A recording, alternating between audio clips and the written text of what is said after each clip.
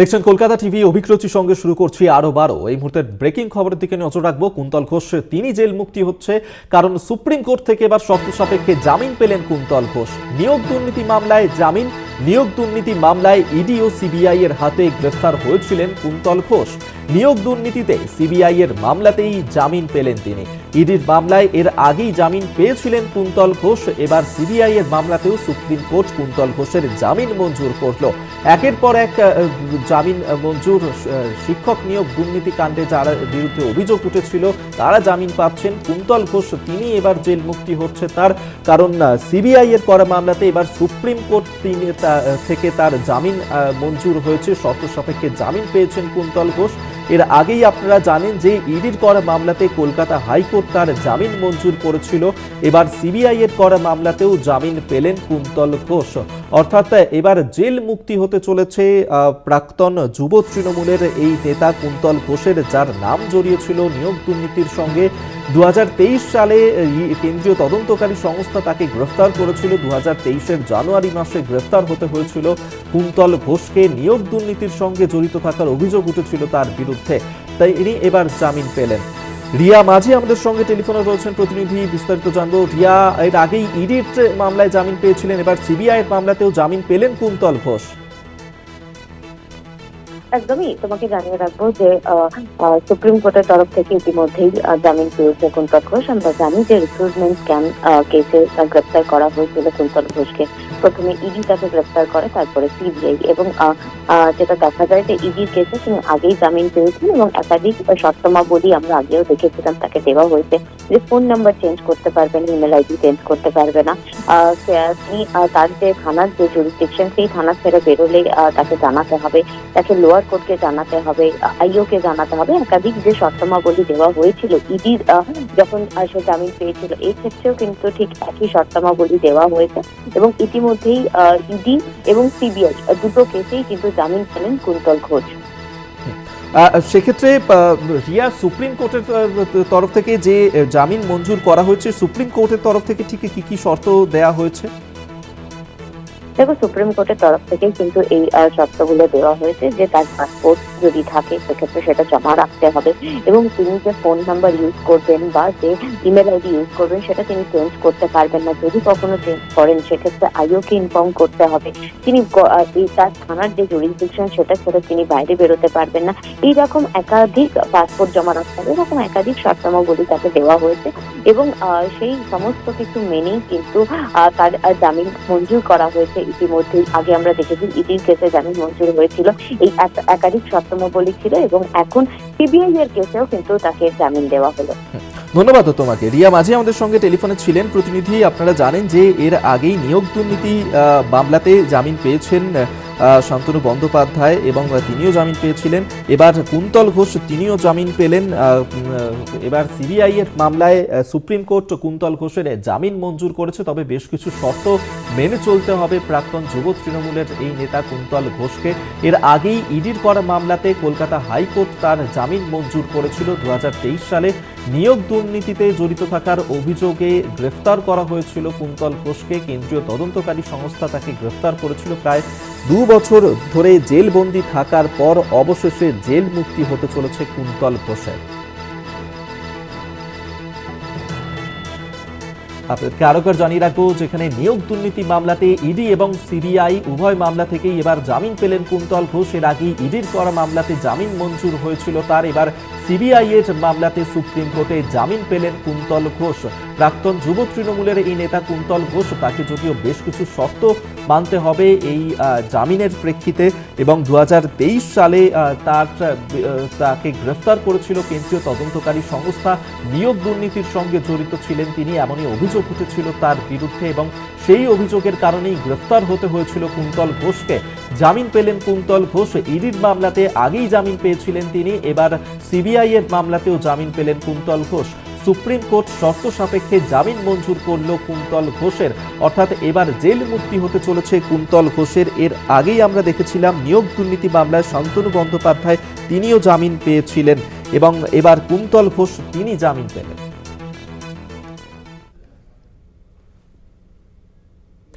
Regent park থানা এলাকায় police কর্মীর অস্বাভাবিক মৃত্যুর ঘটনা। আলিপুর থানায় কর্মরত এএসআই ছিলেন তিনি এবং অসুস্থতার কারণে বেশ কিছুদিন ছুটিতে ছিলেন ওই এএসআই। তারই দেহ উদ্ধারের ঘটনাকে কেন্দ্র করেই এই মুহূর্তে চাঞ্চল্য ছড়িয়েছে। তার দেহ ময়নাতদন্তের জন্য নিয়ে যাওয়া হয়েছে।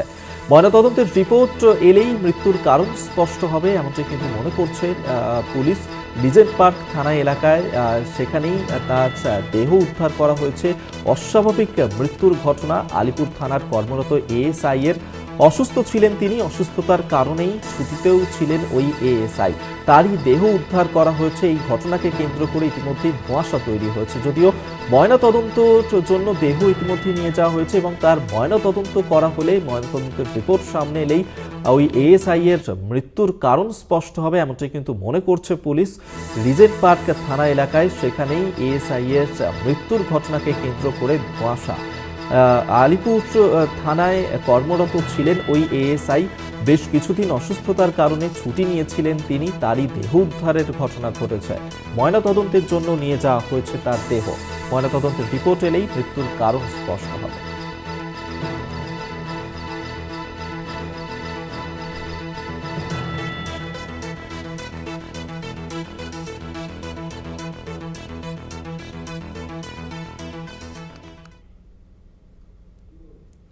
ধান কেনায় কেন দালাল চক্র? মুখ্যমন্ত্রী তদন্তের নির্দেশের পরই এবার জরুরি বৈঠক নবান্নে। আজ দুপুরেই এই জরুরি বৈঠক রয়েছে, যেখানে ধান কেনা নিয়ে এই বৈঠকে আলোচনা হবে। দুপুর 1:30টার সময় ভার্চুয়ালি হবে এই বৈঠক। নবান্নে এই বৈঠক রয়েছে, যেখানে ধান কেনার সঙ্গে যেভাবে দালাল চক্র জড়িয়ে রয়েছে সেই অভিযোগ কিন্তু এর আগেই উঠেছিল এবং ধান কেনায় কেন দালাল চক্র তার তদন্ত করা হোক, তদন্তের নির্দেশ দিয়েছিলেন মুখ্যমন্ত্রী মমতা বন্দ্যোপাধ্যায়। তার নির্দেশের পরেই এবার জরুরি বৈঠকের ডাক দেওয়া হয়েছে নবান্নে। আজকেই হতে চলেছে সেই বৈঠক। দুপুর বেলায় সেই বৈঠক হবে, যেখানে ধান কেনা নিয়ে এই জরুরি বৈঠক আলোচনা হবে। সেখানে দুপুর 1:30টার সময় ভার্চুয়াল বৈঠক করা হবে। উপস্থিত থাকবেন মুখ্য সচিব মনোজ পান। বৈঠকে সব জেলার জেলাশাসক, খাদ্য দপ্তরের জেলা স্তরের আধিকারিকরা তারা উপস্থিত থাকবেন। নবান্নে বৈঠকে ডেকে পাঠানো হয়েছে খাদ্য মন্ত্রকেও। আজ দুপুর 1:30টার সময় ভার্চুয়ালি হতে চলেছে এই বৈঠক।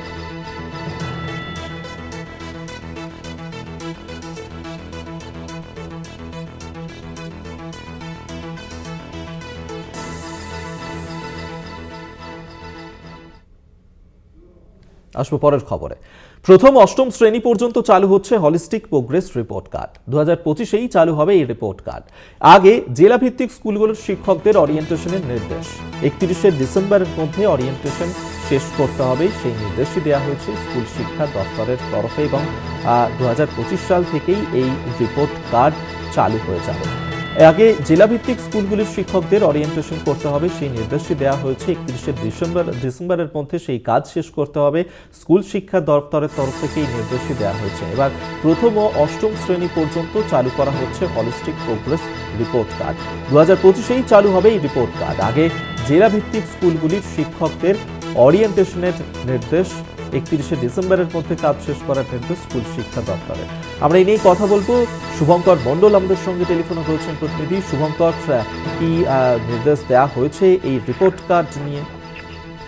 দেখো, তোমার জানিয়ে রাখি, হলিস্টিক রিপোর্ট কার্ড কিন্তু যে 2020 সালে জাতীয় শিক্ষানীতি সেখানে বলা ছিল এবং সেই মতো রাজ্যে হলিস্টিক রিপোর্ট কার্ড তৈরি করার প্রক্রিয়া শুরু হয়েছিল এবং এটি 2023 সালে শুরু করে আবার 2024 সালে সেটি বন্ধ হয়ে যায়। কেননা মধ্যশিক্ষা পর্ষদ এবং স্কুল শিক্ষা দপ্তরের মধ্যে কমিউনিকেশন গ্যাপের জন্য এটি বন্ধ হয়ে গিয়েছিল বলে আমরা জানতে পেরেছি। এবং তোমায় জানিয়ে রাখি, এটি ফের চালু করার উদ্যোগী হয়েছিল স্কুল শিক্ষা দপ্তর এবং সেই মতো তারা 2025 সাল থেকে এটি চালু করতে চায় এবং এই মর্মেই কিন্তু ইতিমধ্যেই রাজ্যের সমস্ত জেলার ডিআইদের চিঠি পাঠানো হয়েছে। বিকাশ ভবনের তরফ থেকে বলা হয়েছে স্কুলগুলোর প্রধান শিক্ষকদের এক্ষেত্রে ওরিয়েন্টেশন করতে হবে যে এই হলিস্টিক রিপোর্ট কার্ড কিভাবে তার কাজ হয়, কিভাবে নম্বর দেওয়া হয়, যাবতীয় একটি পড়ুয়ার যাবতীয় তথ্য কিভাবে লিপিবদ্ধ করতে হয়, এই সবকিছু নখদর্পণে রেখে তাদেরকে বলা হয়েছে যে 31শে ডিসেম্বরের মধ্যে হলিস্টিক রিপোর্ট কার্ড বা হলিস্টিক প্রোগ্রেস রিপোর্ট কার্ড তৈরির ক্ষেত্রে যে ওরিয়েন্টেশন তা শেষ করতে হবে এবং 2025 সাল থেকে নতুন শিক্ষাবর্ষ, সেই শিক্ষাবর্ষ থেকে এই হলিস্টিক প্রোগ্রেস রিপোর্ট কার্ড ফের চালু হবে স্কুলগুলোতে, মূলত প্রথম থেকে অষ্টম শ্রেণীর পড়ুয়াদের জন্য। ধন্যবাদ তোমায় শুভঙ্কর মণ্ডল, আমাদের সঙ্গে টেলিফোনে ছিলেন প্রতিনিধি।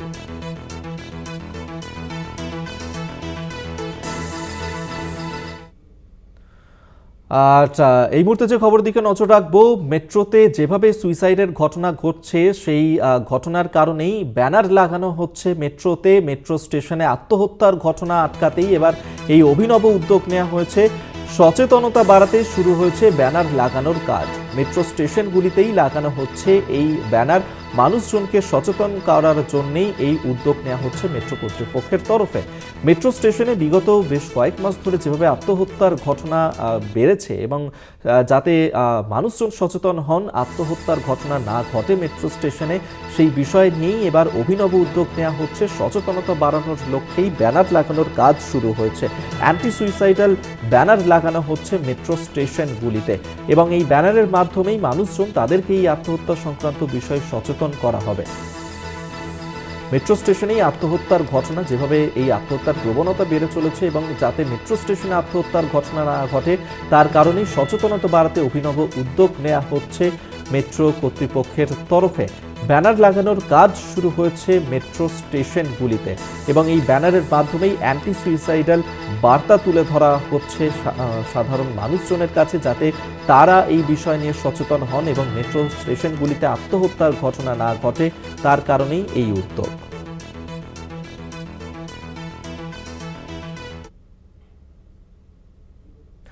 বেলেঘাটা আইডিতে ডেঙ্গিতে মৃত্যু হলো কামদুনির এক বাসিন্দার। ডেঙ্গিতে মৃত্যু কাশীনাথ মণ্ডল নামে এক ব্যক্তির। বাড়ছে ডেঙ্গি আক্রান্তের সংখ্যা। শীত বাড়লে ডেঙ্গি আক্রান্তের সংখ্যা কমবে বলেই জানিয়েছে স্বাস্থ্য দপ্তর। অর্থাৎ কোথাও গিয়ে ডেঙ্গির প্রকোপ ফের বাড়তে পারে এমনটি কিন্তু আশঙ্কা করা হচ্ছে, কারণ ডেঙ্গির প্রকোপেই মৃত্যু হয়েছে কামদুনির এক বাসিন্দার। বেলেঘাটা আইটিতে তিনি ভর্তি ছিলেন, ডেঙ্গির সংক্রমণ ছিল তার এবং সেই ডেঙ্গিতে আক্রান্ত হয়েই মৃত্যু হয়েছে কামদুনির বাসিন্দার। কাশীনাথ মণ্ডল নামে ওই ব্যক্তি, তার মৃত্যুর ঘটনা ঘটেছে ডেঙ্গিতে আক্রান্ত হওয়ার কারণে। বাড়ছে ডেঙ্গি আক্রান্তের সংখ্যাও।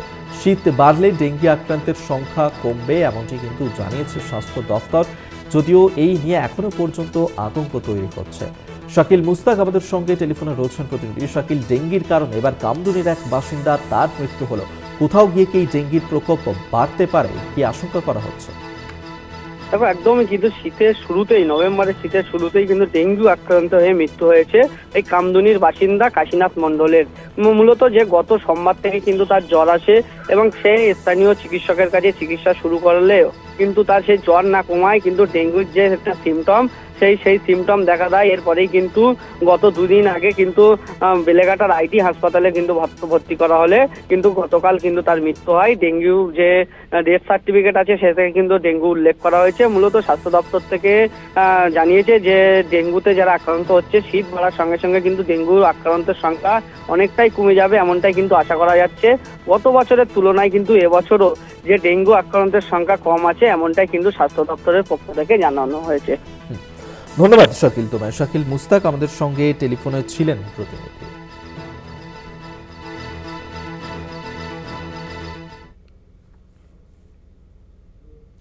ডানকুনি টোল প্লাজায় তৃণমূল শ্রমিক সংগঠনের নেতাদের বিরুদ্ধে আর্থিক দুর্নীতির অভিযোগ উঠেছে, আর সেই অভিযোগেই বিক্ষোভ দেখালো তৃণমূল শ্রমিক সংগঠনের কর্মীরা। ডানকুনি টোল প্লাজায় যার কারণে উত্তেজনা, দুই গোষ্ঠীর মধ্যে লড়াই। ডানকুনি টোল প্লাজার দখল নিয়েই দুই গোষ্ঠীর মধ্যে লড়াই। পাপ্পু সাঁতরা আমাদের সঙ্গে টেলিফোনে রয়েছেন প্রতিনিধি। পাপ্পু, ঠিক কি অভিযোগ উঠছে একে অপরের বিরুদ্ধে, কি পরিস্থিতি এই মুহূর্তে সেখানে? একেবারেই দেখো, যে অভিযোগটা উঠে আসছে, আমরা বিগত দিনে দেখেছি তৃণমূলের যে মূল যে দল, সেই দলে কিন্তু বারবার কিন্তু উঠে আসে গোষ্ঠীদ্বন্দ্বের প্রভাব। এবার তার কিন্তু সোজা পৌঁছে গেল আইএনটিসি যে কর্মী, সেই কর্মীদের মধ্যে। মূলত যে অভিযোগটা আসছে সংগঠনের যে সম্পাদক নিসার আলী মল্লিক ও সহ সম্পাদক নিতাই দেয়ের বিরুদ্ধে। কর্মী আর এক অন্য গোষ্ঠী কর্মীরা, তারা যে আছে দুই সংগঠনের যে নেতারা, তাদের অপসারণ করতে হবে। কারণ হচ্ছে নিসার আলী মল্লিক, তার একটি গাড়ি, তার ছেলের নামে যে টোল প্লাজায় গাড়ি চলে, সেগুলি প্রতি মাসে 63,000 টাকা পান, অথচ সেই গাড়ি কিন্তু দেখা যাচ্ছে জেলার কোনো এক বিধায়কের কাছে ব্যবহার করা হচ্ছে এবং সেই টাকাটা প্রতি মাসে কিন্তু টোল প্লাজায় তোলা হচ্ছে। অন্যদিকে কিন্তু সহ সম্পাদক যে নিতাই, যে তার বিরুদ্ধে যে অভিযোগটা তুলছে, তিনি যে অন্য তার অপর যে গোষ্ঠী, সেই গোষ্ঠীর যে কর্মী, তাদেরকে বারে বারে হুমকি দেখানো হয় এবং অত্যাচার করা এবং কাজ থেকে সরানোর কিন্তু চেষ্টা করা হয়। এই নিয়ে সব মিলে কিন্তু একটা উত্তপ্ত, যেটা কিন্তু বিগত বেশ কয়েক মাস যাবৎ চলছিল, যেটা আমরা জানতে পারছি, এবং সেটা খুব চরমে ওঠে, এবং চরমে ওঠার পরে কিন্তু বিক্ষোভ দেখা যায়। অন্যদিকে কিন্তু জেলা যে তৃণমূলের যে জেলা নেতৃত্ব তারা যেটা দাবি করছে, এটা কোনো বড় ঘটনা নয়, ছোটখাটো ঘটনা। কারণ তারা যেটা জানাচ্ছেন যে নিসার আলী মল্লিক এবং যে নিতাই যে এরা যে কর্মস্থলে আসে, তারা কিন্তু যে কর্মের যে ড্রেস, সেই ড্রেস তারা পরে না, নর্মাল ড্রেসই তারা কিন্তু এখানে কাজ করেন, এবং কর্মীরা তাদের ড্রেস পরেই করতে হবে, এমনটাই কিন্তু অভিযোগ। এই যে গোষ্ঠীদ্বন্দ্বের যে অভিযোগ তা কিন্তু জেলা নেতৃত্ব উড়িয়ে দিচ্ছে, এবং যারা বলেন যে প্রতি মাসে আমাদের একটা বৈঠক হয় এবং এই বৈঠকে একটা স্বাভাবিক ছন্দে ফেরার কথা হয়েছে, কিন্তু অন্যদিকে কিন্তু গোষ্ঠী তারা বলছেন এই দুজনকে কিন্তু অপসারিত করতে হবে, যা নিয়ে কিন্তু তুমুল একটা অশান্তি চরমে উঠেছে। ধন্যবাদ তোমায় পাপ্পু সাঁতরা আমাদের সঙ্গে টেলিফোনে ছিল।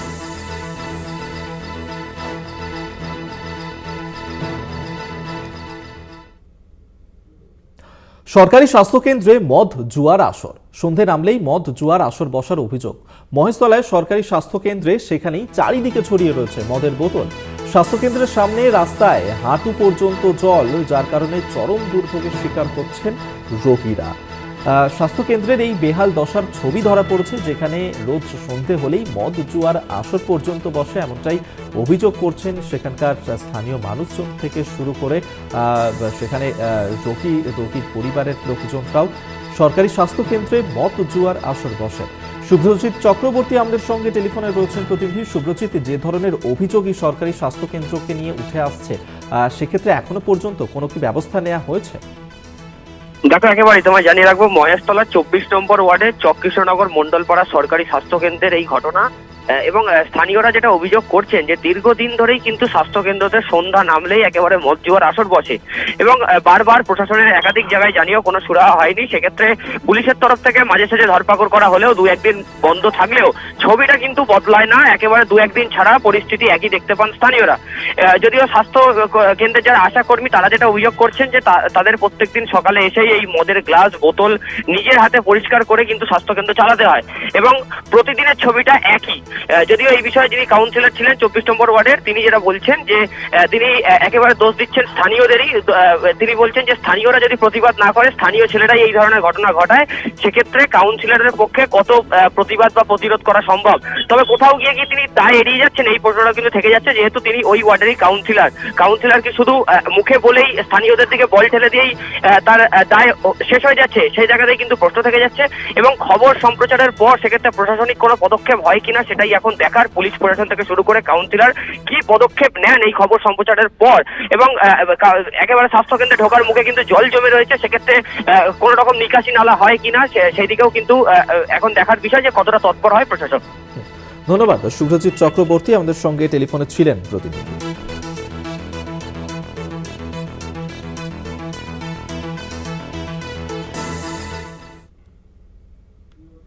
বিএসএফ ও রাজ্য পুলিশের অভিযানে উদ্ধার প্রচুর পরিমাণ মাদক উদ্ধারের ঘটনায় গ্রেফতার করা হয়েছে দুজনকে। মুর্শিদাবাদের ভারত বাংলাদেশ সীমান্তের সাগরপাড়া থেকে উদ্ধার করা হয়েছে এই বিপুল পরিমাণ মাদক।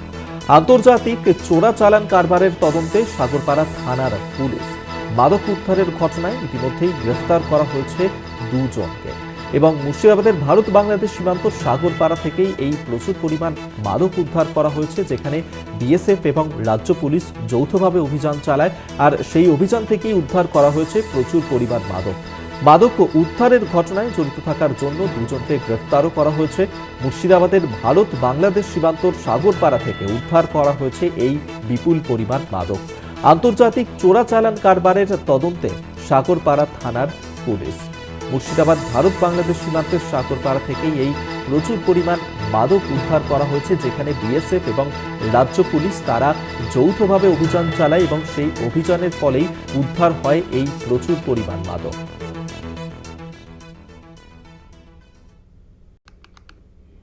বকেয়া বেতন প্রদানের দাবিতে বিক্ষোভে চা বাগানের শ্রমিকরা। আলিপুরদুয়ারের চা বাগান কর্তৃপক্ষের কার্যালয়ে ঘেরাও করে বিক্ষোভ। বেতন দেওয়ার কথা থাকলেও বেতন দেওয়া হয়নি তাদেরকে, এমনই অভিযোগ করছেন তারা। যদি তাদেরকে বেতন না দেওয়া হয় তারা এভাবেই বিক্ষোভ চালিয়ে যাবেন, এমনটাই কিন্তু হুঁশিয়ারি দিয়েছেন চা বাগানের শ্রমিকরা। দীর্ঘদিন ধরেই তারা এভাবেই বেতন পাচ্ছেন না এবং যার কারণেই চা বাগান কর্তৃপক্ষের বিরুদ্ধে এই অভিযোগ এনেছেন। আলিপুরদুয়ারের চা বাগান কর্তৃপক্ষের কার্যালয়েও ঘেরাও করেন চা শ্রমিকরা এবং তারা বিক্ষোভ দেখাচ্ছেন সেখানে। এবং যতক্ষণ না পর্যন্ত তাদের বকেয়া বেতন মেটানো হচ্ছে ততক্ষণ পর্যন্ত তাদের এই বিক্ষোভ আন্দোলন চলবে, এমনটাই অভিযোগ করছেন তারা। বকেয়া বেতন প্রদানের দাবিতে বিক্ষোভে চা বাগানের শ্রমিকরা। আলিপুরদুয়ারের চা বাগান কর্তৃপক্ষের কার্যালয় ঘেরাও করে বিক্ষোভ। বেতন দেওয়ার কথা থাকলেও না দেওয়ার অভিযোগেই তারা বিক্ষোভে সামিল হয়েছেন এবং বেতন না পাওয়া পর্যন্ত তাদের এই বিক্ষোভ আন্দোলন চলবে, এমনটাই হুঁশিয়ারি দিয়েছেন চা বাগানের শ্রমিকরা।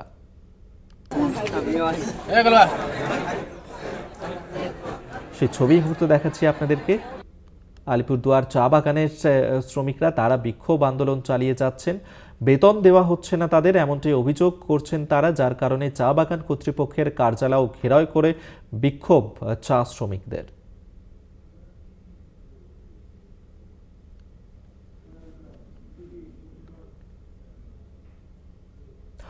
পোলট্রির ফার্ম নিয়ে বিক্ষোভ পানিহাটিতে। পোলট্রি ফার্মের দুর্গন্ধের জেরে এলাকাবাসীর বিক্ষোভ।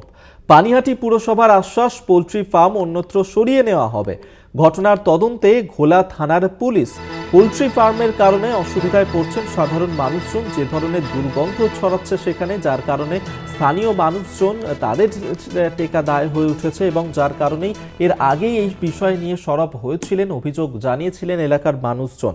পোলট্রি ফার্ম নিয়ে বিক্ষোভ পানিহাটিতে। পোলট্রি ফার্মের দুর্গন্ধের জেরে এলাকাবাসীদের এই বিক্ষোভ। আমরা এই নিয়েই কথা বলবো। জয়ন্ত মজুমদার আমাদের সঙ্গে টেলিফোনে রয়েছেন প্রতিনিধি। জয়ন্ত, এই বিষয় নিয়ে এর আগেই অভিযোগ জানিয়েছিলেন পানিহাটির মানুষজন, পুরসভার তরফ থেকে কি আশ্বাস দেওয়া হয়েছে তাদের? দেখো, পৌরসভার চেয়ারম্যান মলয় রায় তিনি কিন্তু পরিষ্কারভাবে বলেছেন যে জনবসতিপূর্ণ এলাকায় এই যে পোলট্রির ফার্ম, সেই পোলট্রির ফার্ম কিন্তু সম্পূর্ণরূপে বেআইনি। অর্থাৎ পানিহাটি পৌরসভায় পোলট্রির ফার্মকে বেআইনি রূপেই চিহ্নিত করেছেন এবং বলেছেন যে স্থানীয় বাসিন্দাদের পাশেই থাকবে পানিহাটি পৌরসভা এবং ওই ফার্ম কিন্তু অবিলম্বে বন্ধ করার নির্দেশ দিয়েছেন পানিহাটি পৌরসভা। এবং পানিহাটি পৌরসভা বলছেন যে পুলিশ প্রশাসনের উপরে তাদের ভরসা আছে, অর্থাৎ পুলিশও কিন্তু পদক্ষেপ নেবে। ইতিমধ্যে যেমনটা জানতে পারা যাচ্ছে যে ঘোলা থানার যে পুলিশ, তারা কিন্তু ইতিমধ্যে এই গোটা বিষয়ে যে চাঞ্চল্য ছড়িয়েছে এবং যে বিক্ষোভ সকাল থেকে আমরা দেখতে পেয়েছি আজকে, তার পরিপ্রেক্ষিতে কিন্তু ইতিমধ্যেই তদন্ত প্রক্রিয়া শুরু করেছে ঘোলা থানার পুলিশ। এবং যে পোলট্রি ফার্মের যে মালিক তাকে কিন্তু ডেকে পাঠিয়েছে ঘোলা থানার পুলিশ, এমন একটি বিশেষ সূত্র মারফত পুলিশের আমরা কিন্তু জানতে পারছি। ধন্যবাদ তোমায় জয়ন্ত মজুমদার, আমাদের সঙ্গে টেলিফোনে ছিলেন প্রতিনিধি।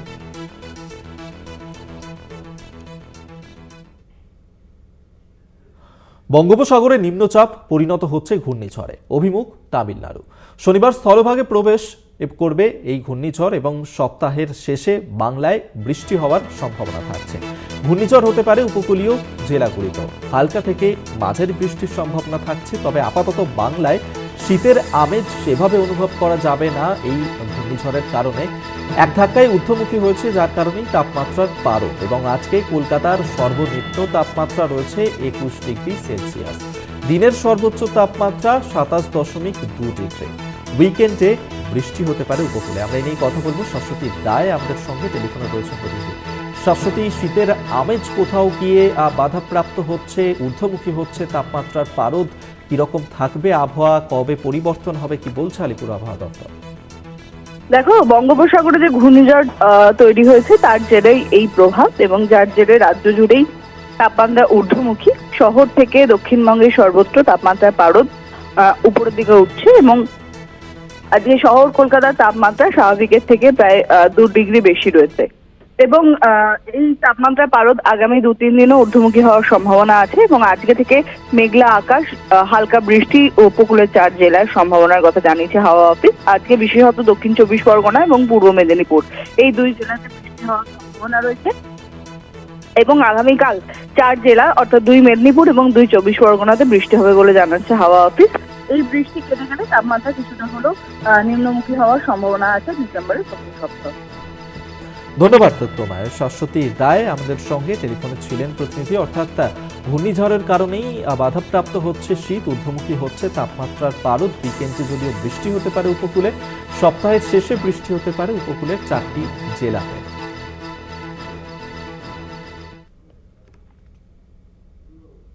বঙ্গোপসাগরে ক্রমশই শক্তি বাড়াচ্ছে ঘূর্ণিঝড় ফেঞ্জল। 30শে নভেম্বর আছড়ে পড়তে পারে এই ঘূর্ণিঝড়। নিম্নচাপের প্রভাবে চেন্নাইয়ে প্রবল জলোচ্ছ্বাস, উপকূলে 55 থেকে 65 কিলোমিটার বেগে বইছে ঝোড়ো হাওয়া। বঙ্গোপসাগরে শক্তিশালী হয়ে উঠছে এই ঘূর্ণিঝড় ফেঞ্জল। ক্রমশই নিজের শক্তি বাড়াচ্ছে ঘূর্ণিঝড় ফেঞ্জল। 30শে নভেম্বর ফেঞ্জল আছড়ে পড়তে পারে। ঘূর্ণিঝড় এই আছড়ে পড়ার সম্ভাবনা থাকছে, যার কারণে নিম্নচাপের প্রভাবে চেন্নাইয়ে প্রবল জলোচ্ছ্বাস, উপকূলে 55 থেকে 65 কিলোমিটার বেগে বইছে ঝোড়ো হাওয়া।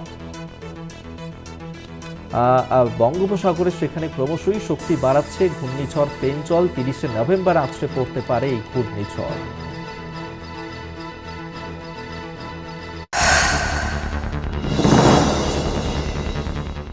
দাদু দাদু, হ্যাঁ? এই প্রিমিয়াম আবার কি? শোনা, প্রিমিয়াম মানে মনে করো পেট্রোল। যতক্ষণ গাড়িতে পেট্রোল আছে ততক্ষণ গাড়ি চলবে, পেট্রোল শেষ গাড়ি বন্ধ। কিন্তু বাবা, এবার পেট্রোল শেষ হয়ে গেলেও গাড়ি চলতে থাকবে। কি করে? এলআইসির জীবন লাভে প্রিমিয়াম পেমেন্ট বন্ধ হলেও পলিসির সুবিধাগুলো চলতে থাকে। মানে এখন লাইফের গাড়ি চলবে ননস্টপ। এলআইসি প্রতিটি মুহূর্ত আপনার সাথে। বারবার ফিরে আসা অ্যাসিডিটির জন্য ব্যবহার করুন বিশ্বের 1 নম্বর গ্যাভিসকন। এটি অ্যাসিডিটির বিরুদ্ধে দেয় 2 গুণ লম্বা আরাম। বাচ্চারা প্রায়শই পেট ব্যথার কারণে কাঁদে, যার কারণ গ্যাস, অ্যাসিডিটি বা বদহজম হতে পারে। ট্রাই করুন আয়ুর্বেদিক উদ্বুদ্ধ স্ক্রাইব ওয়াটার। এতে আছে অ্যাক্টিভ আর সেফ ইনগ্রেডিয়েন্টস, যাতে গ্যাস কম করার গুণ থাকে আর বাচ্চারা পেট ব্যথায় আরাম পায়। সবসময় বাড়িতে রাখুন উদ্বুদ্ধ স্ক্রাইব ওয়াটার। শুধু ডেটলই কেন? আরিয়ানকে চেনো না? দুষ্টুমির সঙ্গে যদি ওর বন্ধুত্ব না থাকতো তাহলে তো যা কিছুই চলতো, আর মাটির সঙ্গে যদি ওর বন্ধুত্ব না থাকতো তাহলে তো যা কিছুই চলতো। এই অবস্থায় ইনফেকশন আর অসুস্থতা তো হবে। সেই জন্যই আমার বাড়িতে চলে শুধুমাত্র ডেটল। ডেটল দেয় 100টি রোগ ছড়ানো জীবাণু থেকে সুরক্ষা। মায়ের ভরসা শুধু ডেটল।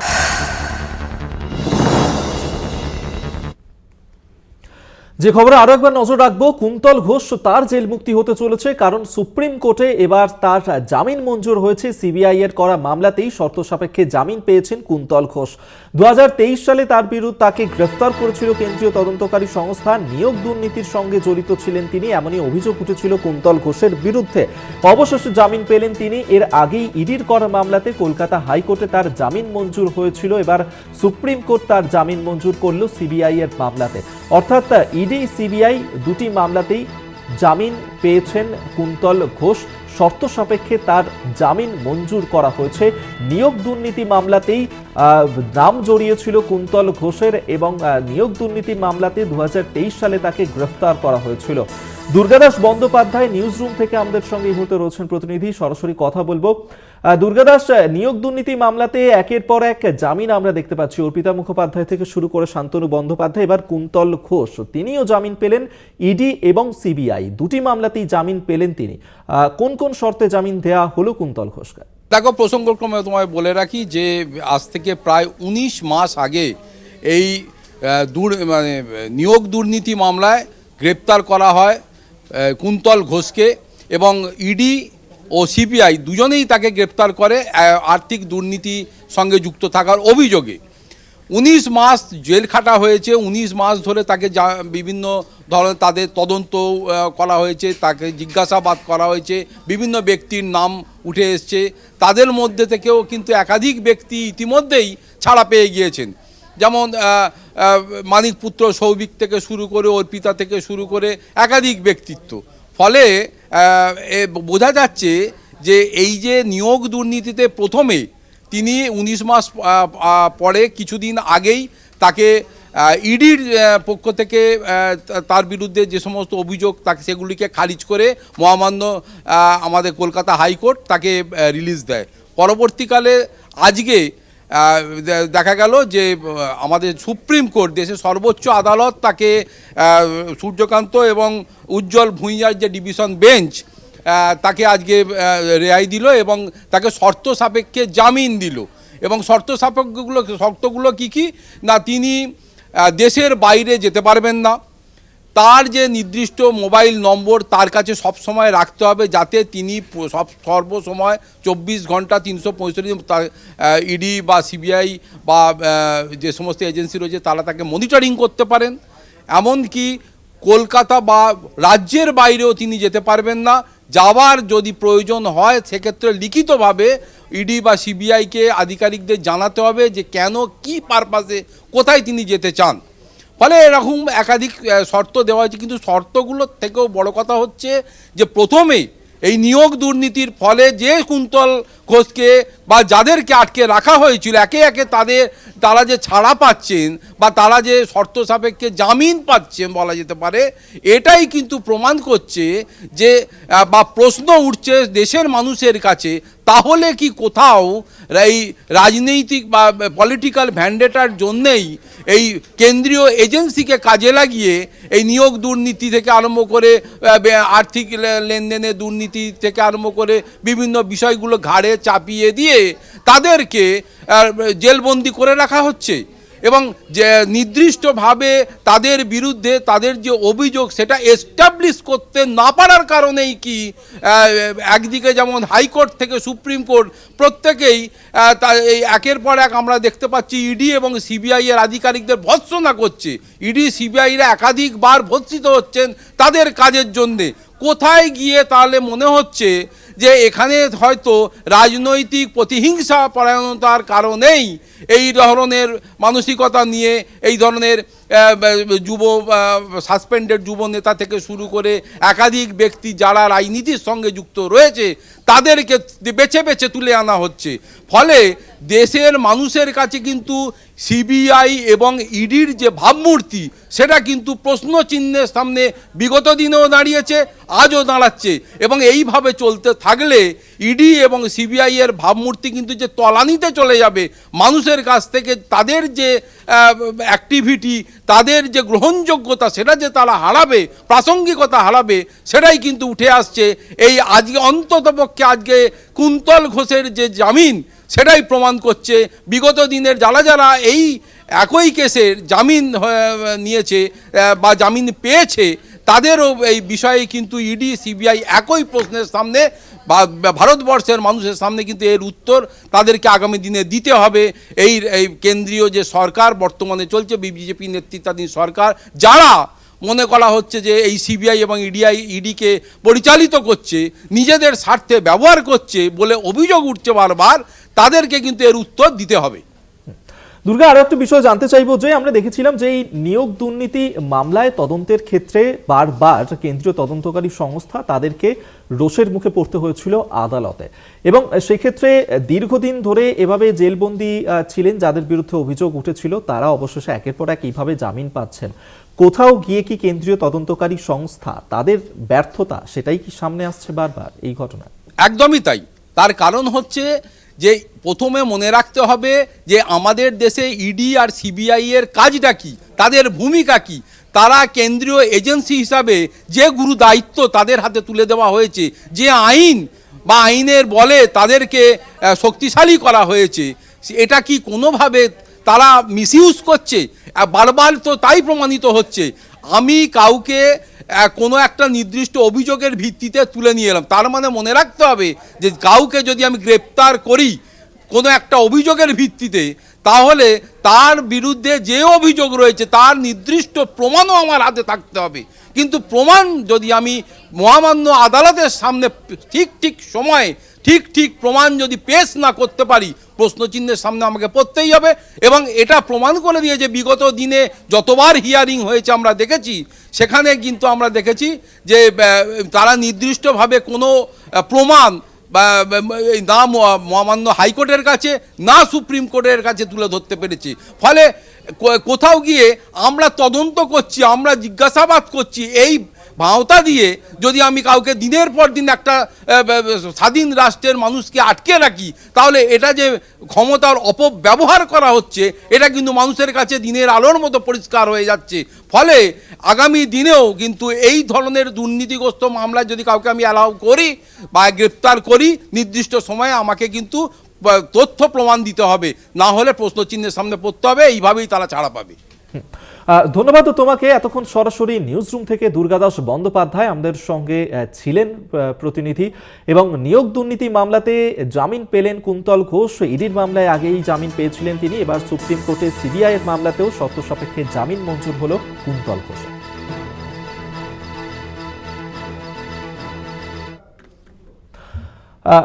যে কুন্তল ঘোষ তিনি জামিন পেয়েছেন নিয়োগ দুর্নীতি মামলাতেই, ইডি সিবিআই দুপক্ষের মামলাতেই জামিন পেয়েছেন। আমরা এই নিয়ে কথা বলেছিলাম রাজনৈতিক মহলের সঙ্গে, তারা কিভাবে দেখছেন শোনাবো আপনাদের।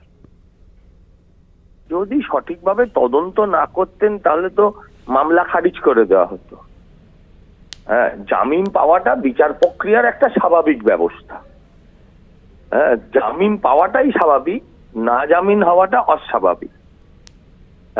আসলে কিছু লোককে আমরা সমাজের মধ্যে দেখতে চাই না, তাই আমাদের বারবার মনে হয় যে এরা কেন আবার সামনে এসে ঘুরবে, এরা আবার আপনাদের টিভির সামনে এসে বড় বড় ভাষণ মারবে।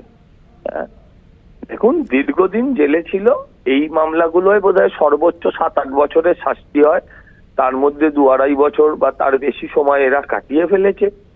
স্বাভাবিকভাবে জামিন হয়েছে। জামিন হয়েছে মানে এই নয় যে বেকসুর খালাস হয়ে গেছে, বা এমন নয় যে মামলা খারিজ করে দেওয়া হয়।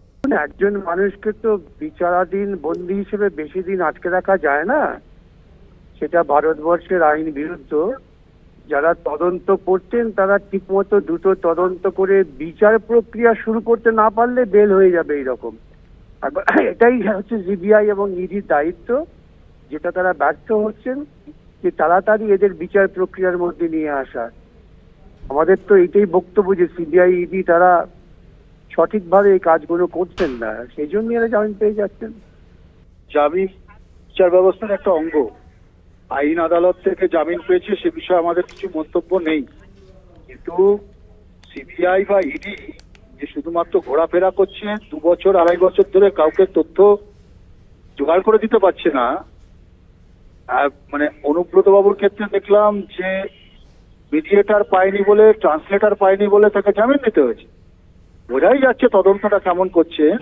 মাথার উপরে দিদির হাত আর ওপরে দাদার হাত থাকলে এরা সবাই জামিন পাবে। এটা সবে শুরু। পার্থবাবু থেকে শুরু করে সবাই আবার জামিনের জন্য অপেক্ষা করছেন। দেখতে থাকুন, সবাই বাইরে থাকবেন। দুর্নীতি নিয়ে তৃণমূলকে বলেছে দুর্নীতি নিয়ে ভোটে কোনো প্রভাবিত হয় না, ফলে দুর্নীতি যেরকম চলতে থাকে সেরকম চলবে। বিধানসভায় শীতকালীন অধিবেশন চলছে, আর সেই অধিবেশন থেকেই বিজেপি বিধায়করা তারা ওয়াক আউট করলেন। হিন্দু ধর্মের ওপর আক্রমণ নিয়ে মুলতবি প্রস্তাব দেয় বিজেপির প্রস্তাব খারিজ করেন স্পিকার। এরপরেই অধিবেশন ওয়াক আউট করেন বিজেপি বিধায়করা।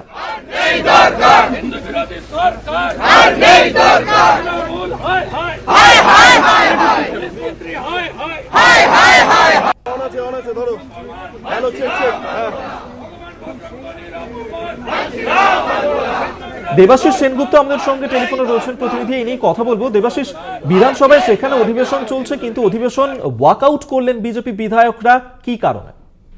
দেখো, একদম অধিবেশনের আজকে প্রথমার্ধের এখন শেষের দিকে যখন দৃষ্টি আকর্ষণীয় প্রস্তাব যখন ঠিক সেই সময় কিন্তু বিধানসভায় এর আগেই কিন্তু বিধায়করা একটি মুলতবি প্রস্তাব এনেছিল, যে প্রস্তাবের উপর কিন্তু আলোচনা করতে দিতে তারা মূলত বেরিডাঙ্গার বিষয় নিয়ে কিন্তু তারা বিরোধী দলনেতা শুভেন্দু অধিকারী আলোচনা চেয়েছেন, কিন্তু মাননীয় বিমান বন্দ্যোপাধ্যায় তা খারিজ করে।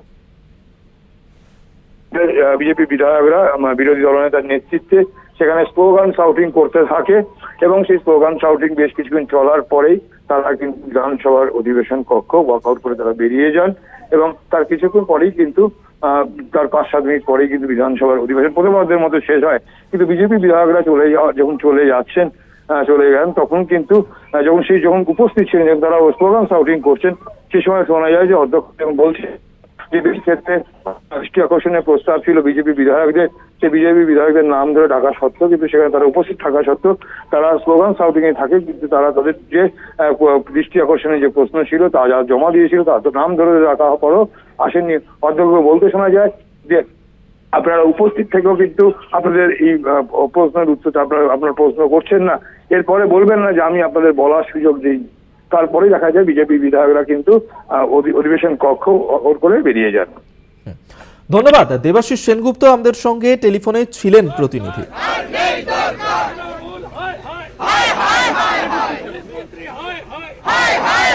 আমার অবাক লাগে আমাদের মুখ্যমন্ত্রী, যিনি ওয়াকফ বিল নিয়ে 30 তারিখে সমাবেশ ডেকেছেন, যিনি আমরা শুনতে পাচ্ছি ওয়াকফ বিল নিয়ে প্রস্তাব আনছেন বিধানসভায়, আজকে হিন্দুদের যে কচুকাটা করা হচ্ছে সেটা নিয়ে তার কোনো প্রস্তাব আনা বা কোনো সমাবেশ করা, সেটা নিয়ে তার মুখে কোনো স্টেটমেন্ট নেই। কিন্তু তার দ্বিচারিতা দেখুন, যে তিনি কালকে ঝাড়খণ্ডে গিয়ে বলছেন যে মন্দির, মসজিদ, গির্জা, গুরুদুয়ারাতে সমান সম্মান দিতে হবে। আপনার মুখ থেকে অন্তত মুখ্যমন্ত্রী আমরা এটা শুনতে চাই না, আমরা শুনবো না। আপনি তোষণের রাজনীতি করেন, তুষ্টিকরণের রাজনীতি করেন। কালকে যদি ভারতীয় জনতা পার্টির কার্যকর্তারা বিশ্ব হিন্দু পরিষদের মিছিলে হেঁটে থাকে, তাহলে আমি গর্ববোধ করি। পানীয় জলের অপব্যবহার নিয়ে সক্রিয় নবান্ন। মুখ্যমন্ত্রী মমতা বন্দ্যোপাধ্যায় নির্দেশ দিয়েছিলেন, তার নির্দেশের পরেই পানীয় জলের অপব্যবহার নিয়ে সক্রিয় হলো নবান্ন। পানীয় জলের দেদার চুরি আটকাতে একের পর এক অভিযোগ উঠেছিল এবং সেই অভিযোগের প্রেক্ষিতেই মুখ্যমন্ত্রী মমতা বন্দ্যোপাধ্যায় তিনি নির্দেশ দিয়েছেন এবং তারপরেই সক্রিয় হলো নবান্ন। দীপ্তিমান ভট্টাচার্য বিশেষ প্রতিনিধি আমাদের সঙ্গে টেলিফোনে রয়েছেন। দীপ্তিমান, এক্ষেত্রে পানীয় জলের অপব্যবহার রুখতে কি পদক্ষেপ নেওয়া হচ্ছে নবান্নের তরফে? দেখো, মুখ্যমন্ত্রী বলার পরে কিন্তু এই পানীয় জলের চুরি আটকাতে কিন্তু বিভিন্ন ধরনের একের পর এক অভিযোগ আসছে। এখনো পর্যন্ত কিন্তু প্রায় 70টির অভিযোগ জমা পড়েছে এবং পিএইচই দপ্তর যেটা জানা যাচ্ছে, এখনো পর্যন্ত 3289টি জায়গাকে এখনো পর্যন্ত চিহ্নিত করা হয়েছে যেখান থেকে এই চুরি হচ্ছে জলগুলো। এই যে জায়গাগুলো চিহ্নিত করানোর কথা বলা হয়েছিল এবং সেই জায়গাগুলোকে চিহ্নিত করা হয়েছে, এর ফলে এখন এই চিহ্নিত জায়গাগুলোকে কিন্তু সেইখানে পুলিশকে পুরো বিষয়গুলো জানিয়ে দেওয়া হয়েছে এবং পুলিশকে জানিয়ে বলা হয়েছে যে এই পুরো বিষয়গুলোর উপর নজর রাখতে কোন কোন জায়গা থেকে চুরি হচ্ছে এবং এগুলো কিভাবে চুরি হচ্ছে বা কি কারণে চুরি হচ্ছে সেটাকেও দেখতে বলা হয়েছে। সেইগুলোকেও আইডেন্টিফাই করে কারা কারা করছে তাদের বিরুদ্ধে কঠোর ব্যবস্থা নিতে কিন্তু বলা হয়েছে। অভিজ্ঞ, ধন্যবাদ তোমায়। বিশেষ প্রতিনিধি দীপ্তিমান ভট্টাচার্য আমাদের সঙ্গে টেলিফোনে ছিলেন।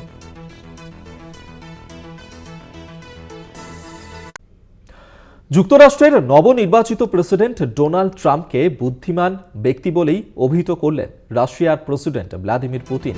তিনি বলেন, ট্রাম্প সমস্যা সমাধান করার সামর্থ্য রাখেন। কাজাকিস্তানে এক শীর্ষ বৈঠকের পরই বৃহস্পতিবার এই কথা বলেছেন পুতিন। পুতিনের আশা, ট্রাম্প নিশ্চয়ই ইউক্রেনের সঙ্গে যুদ্ধ থামাতে একটা পথ খুঁজে পাবেন। সেক্ষেত্রে রাশিয়াও আলোচনার জন্য প্রস্তুত, এমনটাই কিন্তু বলেছেন পুতিন। আমরা এই নিয়েই কথা বলবো। পলিটিক্যাল এডিটর আশিস চট্টোপাধ্যায় আমাদের সঙ্গে টেলিফোনে রয়েছেন। আশিস দা, রাশিয়ার প্রেসিডেন্ট ভ্লাদিমির পুতিন, তার গলায় শোনা গেল ডোনাল্ড ট্রাম্পের প্রশংসা, কতটা তাৎপর্যপূর্ণ? দেখো, ডোনাল্ড ট্রাম্পের সঙ্গে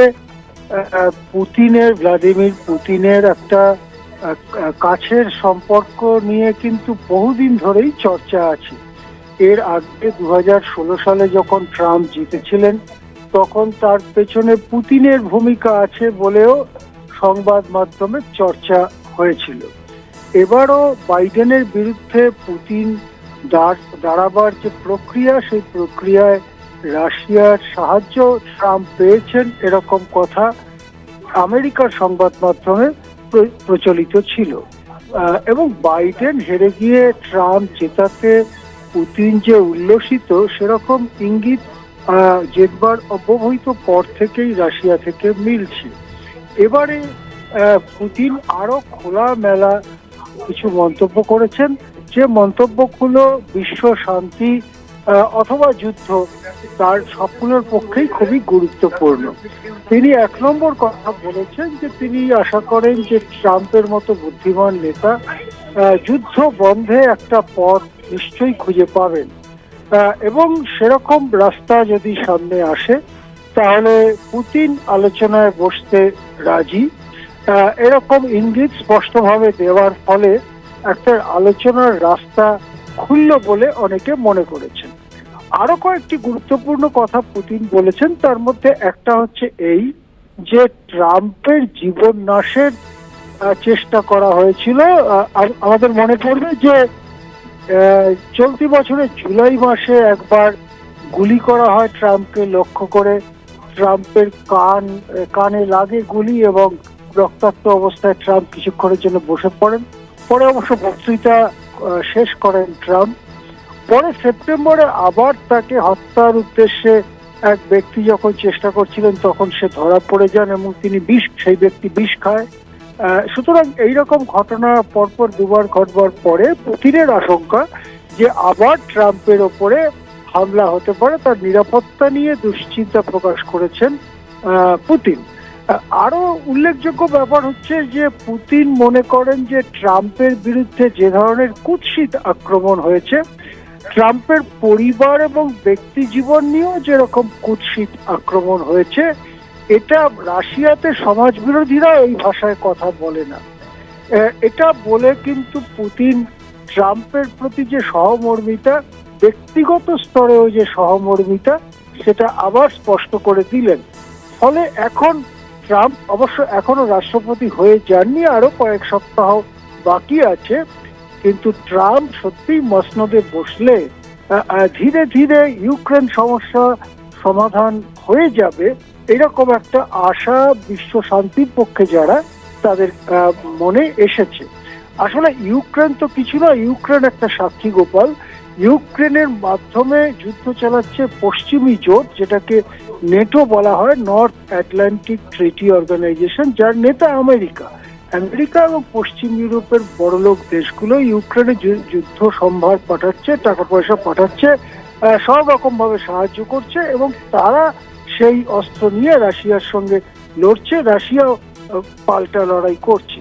সুতরাং পশ্চিমী দুনিয়ার অস্ত্র সরবরাহ কমে এলে বা বন্ধ হলে যুদ্ধ অবশ্যই বন্ধ হওয়ার একটা জায়গায় গিয়ে দাঁড়াবে, এরকমই আশা যুদ্ধ বিশারদদের। সেদিক থেকে পুতিনের এই মন্তব্য বিশ্ব শান্তির পক্ষে খুবই গুরুত্বপূর্ণ। হ্যাঁ, ধন্যবাদ। আশিস চট্টোপাধ্যায়, পলিটিক্যাল এডিটর, আমাদের সঙ্গে টেলিফোনে ছিলেন। যুক্তরাষ্ট্রের নবনির্বাচিত প্রেসিডেন্ট ডোনাল্ড ট্রাম্পকে বুদ্ধিমান ব্যক্তি বলে অভিহিত করতেন রাশিয়ার প্রেসিডেন্ট ভ্লাদিমির পুতিন। তিনি বলেন, ট্রাম্প সমস্যা সমাধান করার সামর্থ্য রাখেন। কাজাকিস্তানে এক শীর্ষ বৈঠকের পরে এই কথাই বলেন পুতিন। পুতিনের আশা, ট্রাম্প নিশ্চয়ই ইউক্রেনের সঙ্গে যুদ্ধ থামাতে একটা পথ খুঁজে পাবেন, সেক্ষেত্রে রাশিয়াও আলোচনার জন্য প্রস্তুত।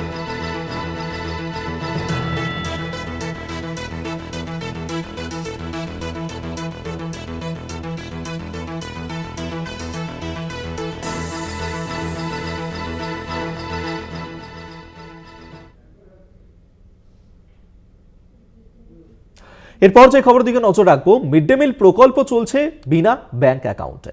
দক্ষিণ 24 পরগনার বেশিরভাগ স্কুলে পিএম পোষণ প্রকল্প চলছে, এমনই তথ্য এসেছে স্কুল শিক্ষা দফতরে। যে স্কুলগুলো এখনো জিরো ব্যালেন্সের অ্যাকাউন্ট খোলেনি তাদের অবিলম্বে অ্যাকাউন্ট খুলতে হবে, সেই নির্দেশই দেওয়া হয়েছে।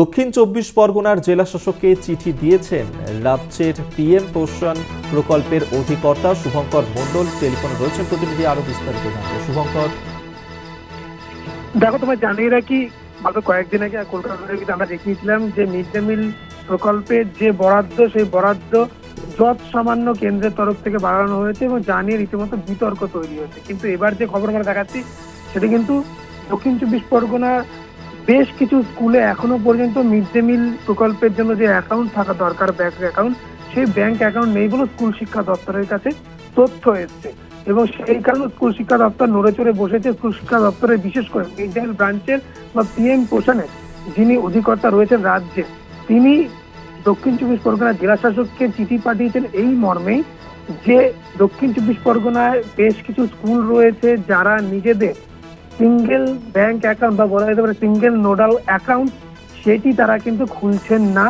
এবং যে কারণে ভবিষ্যতে এই সব স্কুলগুলোতে কিন্তু মিড ডে মিলের বরাদ্দ পাঠানোর ক্ষেত্রে বা প্রদানের ক্ষেত্রে সমস্যা হতে পারে। সেই আশঙ্কা থেকেই অবিলম্বে ওই স্কুলগুলো যেন তারা সিঙ্গেল যে এজেন্সি অ্যাকাউন্ট বা বলা যেতে পারে সিঙ্গেল নোডাল অ্যাকাউন্ট, সেই অ্যাকাউন্ট যাতে তারা অবিলম্বে খোলেন, জিরো ব্যালেন্সের এই অ্যাকাউন্ট, যাতে ভবিষ্যতে অন্তত পক্ষে মিড ডে মিলের ক্ষেত্রে কোনো রকম সমস্যা তৈরি না হয়। কেন তুমি জানো, যেহেতু কেন্দ্র এবং রাজ্যের যৌথ প্রয়াসে এই মিড ডে মিল প্রকল্প চলে, সেইখানে দাঁড়িয়ে স্বাভাবিকভাবেই কিন্তু যে বরাদ্দগুলি পায় স্কুল মিড ডে মিল চালাতে গিয়ে সেটি কিন্তু অ্যাকাউন্ট মারফত টাকাগুলো যায় স্কুল শিক্ষা দপ্তর বিশেষ করে মিড ডে মিল প্রকল্পের যিনি অধিকর্তা বা মিড ডে মিল প্রকল্প যেটি চলে রাজ্যে পিএম পোষণের আওতায়, তাদের কাছে খবর রয়েছে যে দক্ষিণ চব্বিশ পরগনায় বহু স্কুল এরকম রয়েছে যাদের কিন্তু অ্যাকাউন্ট নেই, এখনো পর্যন্ত তারা মিড ডে মিল প্রকল্প চালাচ্ছে।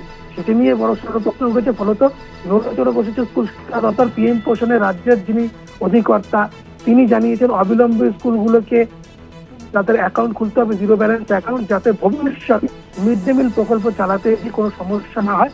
এই কারণে তিনি চিঠি দিয়েছেন দক্ষিণ চব্বিশ পরগনার যিনি জেলা শাসক তাকে। ধন্যবাদ তোমায়। শুভঙ্কর মণ্ডল আমাদের সঙ্গে টেলিফোনে ছিলেন প্রতিনিধি।